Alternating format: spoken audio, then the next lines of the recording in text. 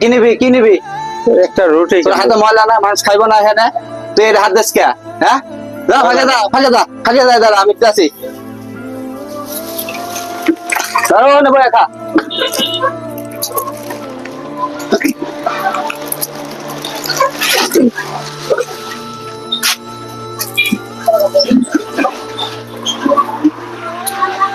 আবার কি নিবি? একটু পানি খাবো। পানি নিবি আমার ক? আমি তো তোর হাতে ময়লা না, মানুষের পানি টানি খাইবো না, পানি খাবি আমার ক? আমি পানি দিতে আছি। কোথেকে যে এটি আসে? অনেক একা ভাগে দা মানুষ লোকজন আইব, কাস্টমার আইব।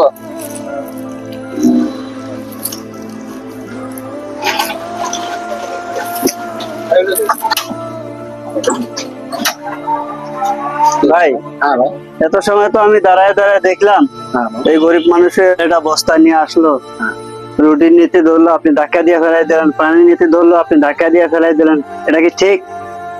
আল্লাহ চাইলে তো আপনারও এই মতো গরিব মানুষ বানাইতে পারতো, হ্যাঁ। আমারও পারতো। এটা তো আমি ভাবিনি ভাই, আপনি আমার সেই কাজটা কিন্তু ঠিক করেন নাই ভাই। না ভাই, এইটা আপনি একবারে আমার চোখটা খুলে দিলেন ভাই, আমি তো এত কিছু ভাবিনি।